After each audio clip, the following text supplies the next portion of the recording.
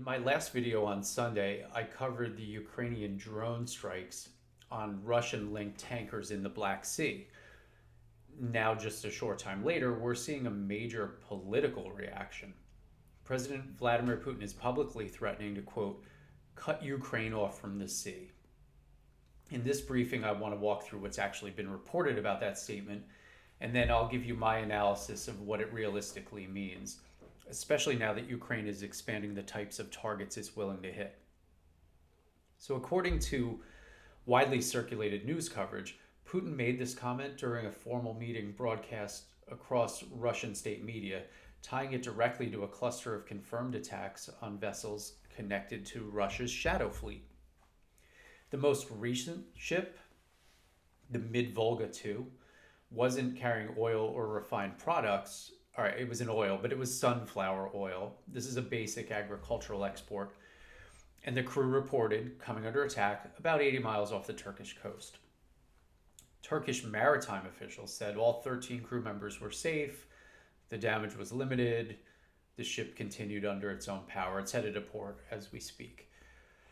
Two other vessels, the Kairos and the Virat, were struck within the same 48-hour window, creating a tightly grouped series of incidents rather than a slow or a scattered pattern.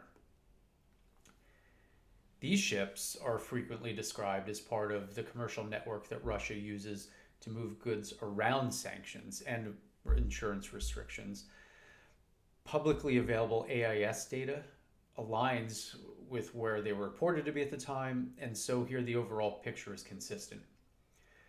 3 Russian-linked commercial vessels hit back to back to back, including now one carrying agricultural cargo.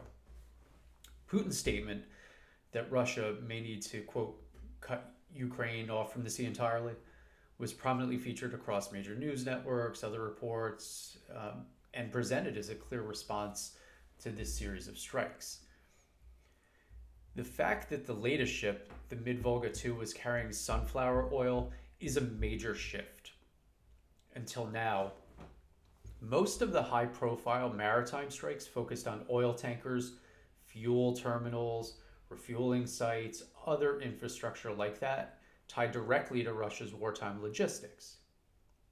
So from my perspective, hitting a ship carrying an agricultural export broadens the scope significantly. It suggests Ukraine may be signaling that the entire shadow fleet, not just the fuel side of it, could be considered a valid target. That puts Russia in a different position economically.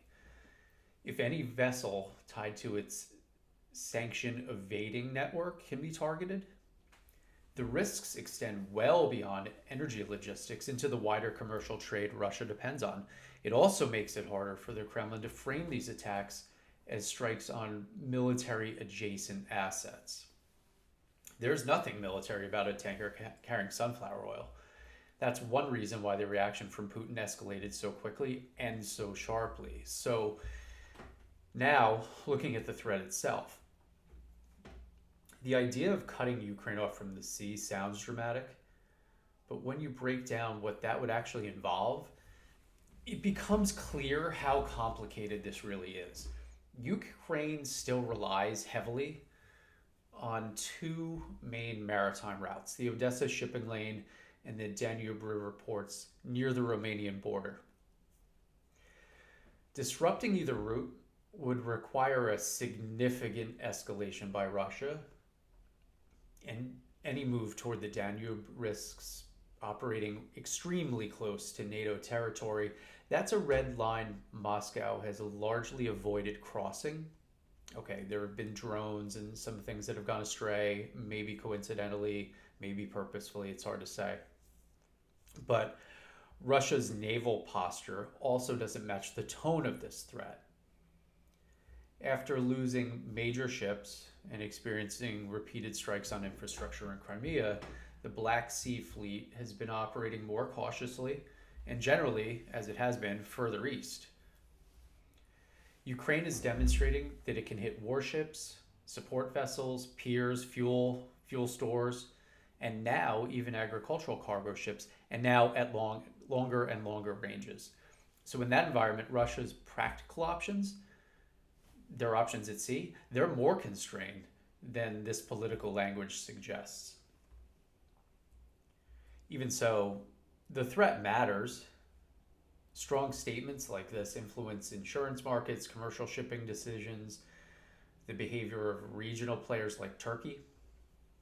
They also help Russia regain some narrative control after a series of Ukrainian successes and major ones. I mean, these are headline news in a lot of areas. The message serves both as a warning, but also a bit of a reminder that Russia could escalate if it decides the risks are acceptable. At this moment, though, there's no public indication of Russia repositioning major naval assets or preparing for a new large scale maritime operation.